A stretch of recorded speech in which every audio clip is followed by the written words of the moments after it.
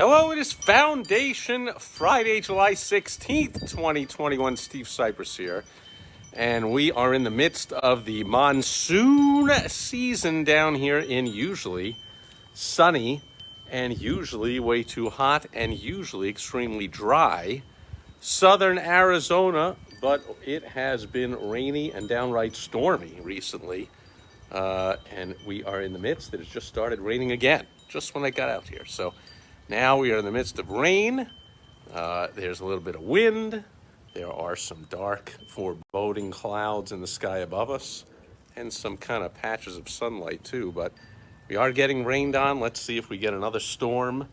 It's been kind of crazy lately. So we'll make it kind of quick here on Foundation Friday with another in our multi-part series on the fantastic classic book, The Magic of Thinking Big by Dr. David J. Schwartz.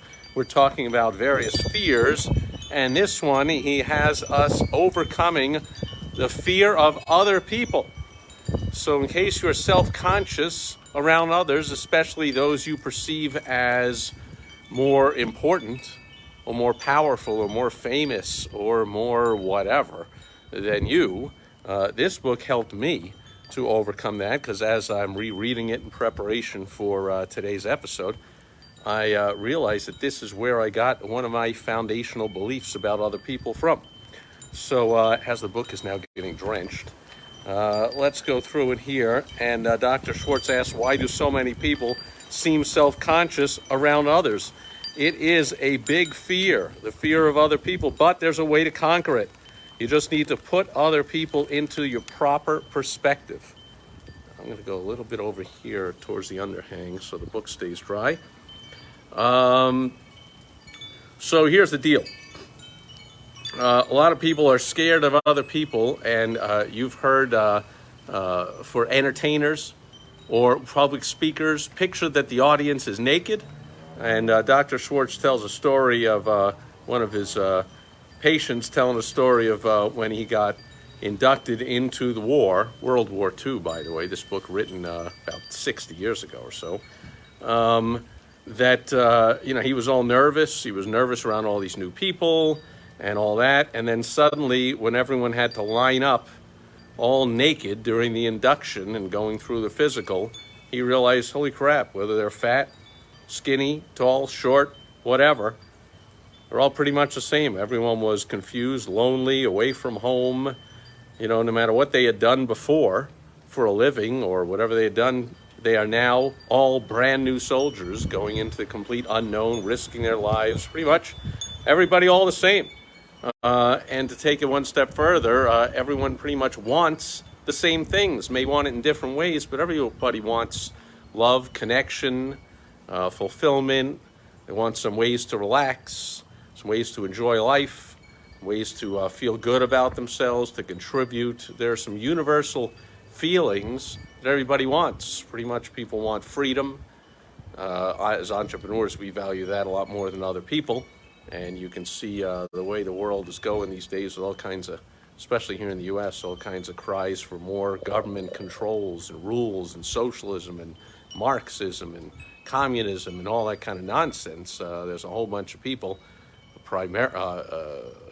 tremendously huge percentage of business owners and entrepreneurs crying out for personal responsibility and freedom. Whatever happened to, that's how America was built, and now suddenly that America has built into this hugely successful country, suddenly out comes the socialism of then we should start just giving it away to people that don't have any personal responsibility and don't want any and don't want to work and don't want to produce and don't want to create and don't want to contribute.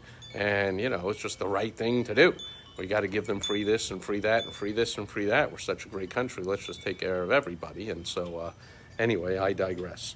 So, basically, realize to overcome your fear of other people, one thing you can do is realize that pretty much people are alike in many, many, many more ways than we are different. And if the other person is basically the same as me, there's really, at our foundational core, there's no reason to fear them, right? So that's number one, of putting them in the proper perspective. And here are two ways to do it. Number one, get a balanced view of the other person anytime you're feeling fear about meeting or being around another person, keep these 2 points in mind. One, the other person is important. Every human being is. But number two, you are important too, by definition. Every human being is. So therefore, whenever you meet another person, no matter who it is and how important you think they are, make it a point to think to yourselves, we are just two important people sitting down to discuss something of mutual interest and benefit. We're both important people, not, oh, that person's so important. Don't forget that you are important too. So that's one way to put people in the proper perspective. Number two is to develop an understanding attitude that no matter how somebody looks down at you and snaps at you and tries to berate you and bully you and who knows whatever they're doing to you, understand that underneath they're probably a very nice person, and it just happens to be something is wrong in that person's life right now, and you are the scapegoat of it. Dr. Schwartz tells a story here, and basically the thought is, boy, that person must be in some bad trouble with his wife or his business, or maybe he feels inferior, and this is his way of covering up for his feeling of inferiority by lashing out and feeling power over somebody else to overcompensate for his inside feelings of fear about the other person. But whatever it is, underneath, the person is probably an okay person. Almost everybody is. And perhaps it's somewhere else in the book, but I remember when I first read this, I developed this kind of thinking about people that wrong me at any time. That served me in my 9-year door-to-door sales career, that's for sure. Somebody threw me out and yelled and screamed, get a real job, no soliciting, you're a loser, get out of here, who invited you, what kind of crap are you selling, get a real job, all that kind of stuff. My thought went to, I feel bad for the guy. He must really be under a lot of pressure, going through a lot of stuff. It was not about me. Okay, that's, I think I learned from this, the magic of thinking big, that couldn't possibly be about me. The guy didn't even know me. It was clearly about himself, especially since the person in the last door didn't do that. The person in the door before that didn't do that, so it can't be me. It's got to be something going on with this person. And, as Dr. Schwartz points out here, underneath, probably normally a nice person. In fact, that would happen. Sometimes I go work through the same territory a few weeks later, having something different to sell, go in and go, uh-oh. Just as I was going in the door going, uh-oh, this guy's going to scream and yell at me and whatever, and, I'll just smile and go to the next door and whatever. And sometimes I walk in, the person was totally pleasant. Sometimes they'd even remember and kind of apologize. Oh, last time I was such what... I would just look at them and go, I don't even remember such. Don't even worry about it. Don't even think about it. Whether I remembered or not. I'm like, don't even think about it, right? Because I didn't. So there was more proof of what Dr. Schwartz is pointing out here, that when somebody is lashing out and bullying and really upset and looking down and talking down and acting out at you, it's very, very likely that it's temporary. And it's got nothing to do with you, so let it go. I learned this, if it wasn't from here, it was elsewhere in the book, that when somebody cuts me off on the highway, still to this day, somebody comes speeding along out of nowhere, rudely cuts me off on the highway. I remember before reading this, I'd be honk the horn, yell and scream, curse.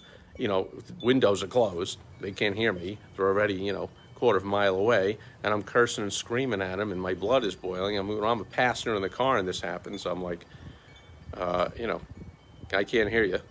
Guy doesn't know you. You don't know him. You don't care. But furthermore, what I really think is, man, I feel bad for that person. I'll bet that someone in his family is in the hospital sick and he's racing there to get him. Or, he's got to race home for some reason, or he just got in a fight with someone and he's really upset about something, or there's something really pressuring him that's going on. So I'm just going to think the best about the other person and not think, oh, what a jerk, he cut me off. Instead, I'm like, man, that person must be going through something right now. I feel terrible for them. Doesn't matter to me. I don't know them. They don't know me. I'll never see them again. They'll never see me. Why get upset about it? Life goes on. So those are two ways to put people in the proper perspective. And I believe, pages are even more tough to turn when they're wet, but I believe that's it. Those are the two things that Dr. Schwartz points out to put people in the right perspective. And the rain's died down a bit out here, and the book is closed. To overcome your fear whenever you're in a situation where you're nervous or fearful about meeting somebody or going into a big appointment. It's another book I read, Andrew Carnegie, How to Stop Worrying, How to Stop Worrying and Start Living. Great book, and he talks about whenever you're worried about something, like just think what's the worst that could happen and then just accept it. If that actually happened, it's appropriate in this case. You're going to a big meeting, you're afraid of this very important person or a big deal that you could lose, and what's the worst that could happen? The person snaps at you, calls you a name, you lose the deal. Can you accept that? Would life go on? Then accept it.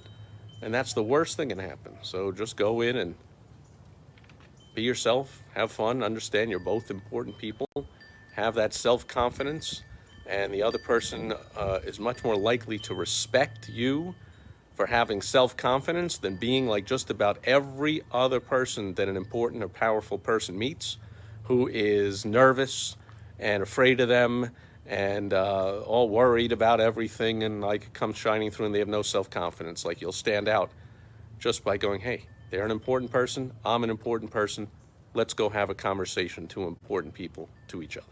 And that'll do it for Foundation Friday. I hope you put this to use. It improves your life and your business.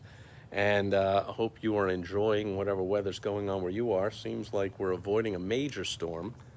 We've got some really dark clouds over here, but also sun poking through a little bit. So it looks like we're going to avoid, at least for the time being, a huge downfall and a big storm.